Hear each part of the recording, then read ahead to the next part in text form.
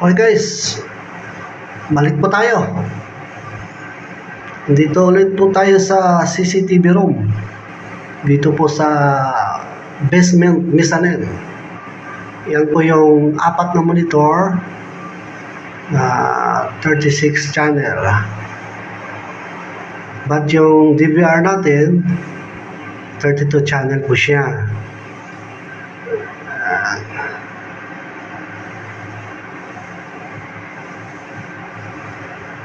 Ngayon, ito po kasi ay analog.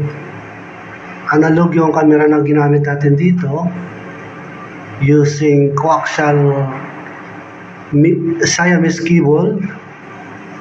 Meron po tayong centralized power supply na disseminate per floor. Bali, ano siya, apat na 32 channel na centralized power supply na naka-disseminate sa iba't ibang floor. Apat na floor po siya.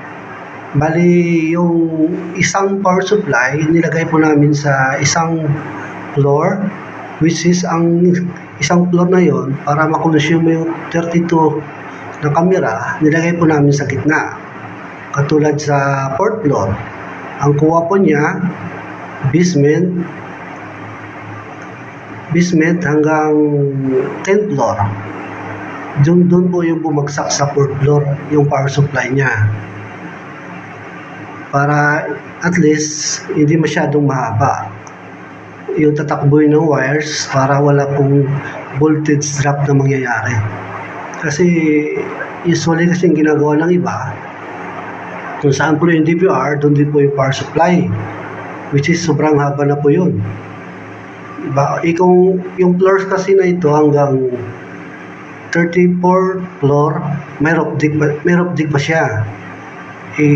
Tapos may elevator pa. Mahaba nun. Kaya malamang, para maiwasan po yung voltage drop, doon po namin nilagay sa apat na floor, which is na malapit doon sa mga location ng camera.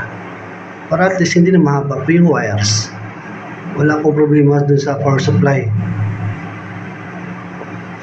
Okay, ito po kasi yung apat na monitor nito. Meron po siyang split view doon po sa ground floor sa Park Command Center using analog type din na system. Since analog po yung CCTV natin na ginamit, analog type din yung naka-split dun sa Fire Command Center using media converter, copper to HDMI, UTP to HDMI either pala. Siguro ipapakita ko sa inyo yung media converter na ginagamit namin dito. Ito po siya. Medyo magulo pa po siya. Yung nandito sa side na ito ay transmitter po siya na media converter. Dun sa sa side ng Park Command Center, yun po yung receiver, para at least ma-receive niya yung signal dito galing sa main. Yan. Kung ano po yung view rito sa monitor na ito, yun din po mabiview dun sa taas. Pero wala siyang control doon, viewing na po siya. Andito kasi yung control, andito po yung DVR. Andito po yung archiving ng mga records.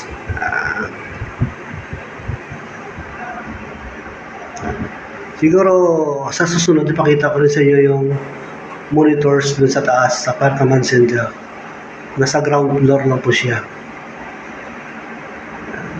Ang ginamit po namin wiring doon, Cat 5 lang po na UTP. Tapos ginamitan na po siya namin ng media converter. Ito po siya. Ito po yung Cat 5. Tapos ito po yung splitter niya. Meron media converter, tapos ito po yung splitter. Yan.